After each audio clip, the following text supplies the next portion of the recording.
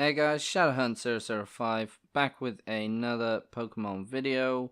I know I've been away for about a month. Hopefully my last little video explained everything. But with us being back, and with the fact that Crimson Invasion has just been released, I thought we'd do a little video on the 2-packs which I got in pre-release. This isn't a Pokemon pack opening video. This is more a look at what I got, what decks I built, and how I think the decks went and what could do with improvements in the future. So this was the Crimson Invasion box with Silvally at the front and Guzzlord at the back. Having already seen Guzzlord cards, I'll do a video on a Guzzlord deck and how I think it's OP. So, a little booklet that comes with it. In the first pack I opened, I got a nice Silvally GX. Unfortunately, I couldn't use it as I didn't have a type null. Pretty standard cards. Deano, Pumpkaboo, Staryu, 2 Mankeys, 2 Cubones, 1 a reverse holo, Stuffle, Alolan Geodude, Numel, Execute, a Magikarp which, when I had a look, it can't be damaged while it's on the bench, so might be good to get this onto the bench and get a Gyarados, especially with the Gyarados GX that's out. Houndour, Pikachu, Skidoo, Starly, another Numel, which I thought I'd ordered these. Was there a Numel at the front? Yeah, there was. A Haunter, that's going to become important later on. A Wigglytuff, a Crawdaunt, a Cacnea, a Swinub, a Corphish. I had 2 Salandites. I was hoping to get Salazzle, because I seen what Salazzle does. You know, you poison and it does 4 damage every time, every turn. You know, brilliant deck. And Sea of Nothingness, pretty good, especially if you get it with that Salazzle. Timeable, Carablast. Now I actually got 3, if not 4 Carablasts. 3 of them went into this deck, as you'll see later on. Staraptor, pretty nice artwork on that Staraptor, if you ask me. Cinccino, now this was a funny little card, because the amazing plea effect on it, choose 2 cards from the discard pile. Then ask your opponent if you may put them into your hand. If yes, put those cards into the hand. If no, this attack does 80 damage to the opponent's active Pokemon.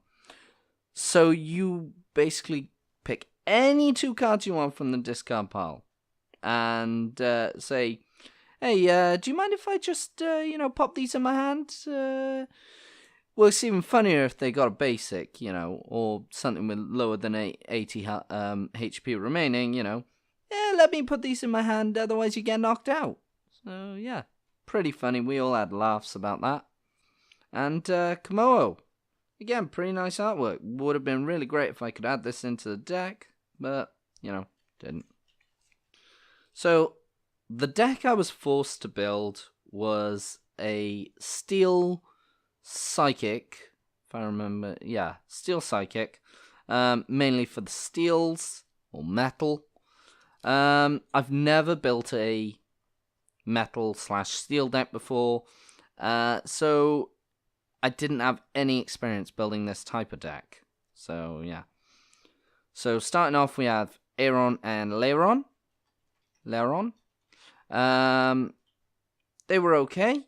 Not the best, but would have been better if I had more than just one of each. And I had an Aggron. Would have gone really well.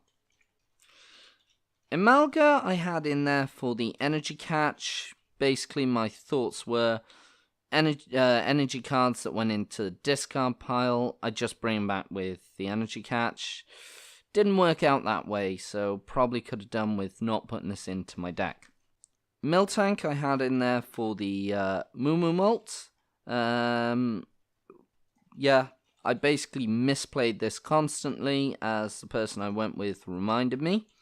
Not so much because I didn't do the effect correctly, more the fact that I could have done the effect at times and I didn't. So, would have been better if I'd used this more. Marwal, basically the idea was call a family to get all the basics out. In pre-release, maybe not so necessary, but yeah, you can see that working in the future. But when you've got Vulpix from Sun and Moon, with that beacon ability, I think the Vulpix would have been better. Although you couldn't have used it in pre-release, so that doesn't make any sense. So next I've got, this is the Psychics that were in here. I had a 2 Ghastly line, 2 Haunter line, and a 2 Gengar line. And the reason being is that Gnawing Curse ability. Whenever your opponent attaches an energy card from their hand to a Pokemon, put 2 damage counters on there. These also stack. So if you got 2 Gengars, that's 40 damage onto anything that puts energy on. And that's from the hand, just to make it clear. So if they use Max Elixir, doesn't work. But that's still pretty good, I remember the second tournament I went to, that did some decent damage. As I said, I ran a 3-2 Carablast Escavalier. When I originally put this into the deck, I'd misread the effect. The ability, sorry. I thought that it was you could discard this Pokemon and evolve to an Escavalier. No, I was wrong. It was a Shelmet that I needed, and as you can see from what I previously had, I didn't draw a Shelmet whatsoever. Still, this was really quite good, having 3-2 line. Carablast, not so helpful, but the Escavalier was pretty good, Fury Attack, flip 3 coins, 30 damage for each heads. Iron Tackle, 130 damage, does 30 damage to itself, but if I had used the Moo Moo Malt of Miltank properly, that would have been negated. I know of at least one time when it was pointed out to me where I should have used Iron Tackle and I used Fury Attack instead. And that cost me a game, so yeah. So I also had the promotional Registeel and a second Registeel in this. The Turbo Arm was the most helpful part of that. Basically, you could attach an energy from the discard pile to one of your bench Pokemon. Yeah, kind of negates the Gengar effect if the opponent had the Gengar. That was quite helpful, and that Iron Hand can be quite good if you have a Regice as well. I also like the artwork, they're pretty neat. Moving on to trainer cards, I had 2 Nest Balls. Now, seeing as how I had Marwal, that was probably pretty pointless for me to put those in. 2 House, a Sophocles, a Lucamine, sorry. One of the new supporters from the Crimson Invasion set. Pretty good. I would compare it to VS Seeker, however people have told me that it's not. You basically put any 2 supporter or stadium cards from your discard pile to your hand. Pretty good if you have to discard stadiums or, just general use of supporter cards. So I think that could be quite good. Others disagree with me. Dashing Pouch, an item card from the Crimson Invasion set. Basically, anytime you retreat, you can put the energies back into your hand. That would have been good on things like Escavalier, however you pronounce the damn thing. where I could have retreated, put the energy back in my hand, bring out the mill tank, and healed up Escavalier. Gladian, another quite funny card. I'll go into the story of what happened in the next video on the second tournament, where I use this quite a lot. But yeah, basically you get to put this into your you get to have a look at your prize cards, take one of your prize cards, put it in your hand, and put this in the prizes instead. So yeah. Sea of Nothingness, you already seen from earlier on. It basically means that special conditions cannot be removed, even when evolving. I think that could be quite good with anything that burns or poisons, or even, well, any of the status conditions, but burn and poison I would say are the best. I had a Great Ball in there, a Professor Kukui, and one of the new energies, the Counter Energy. So what Counter Energy does is when you attach this to one of your Pokemon, if it's not a GX or an EX and you have more prizes than your opponent, it becomes 2 of any energy, basically.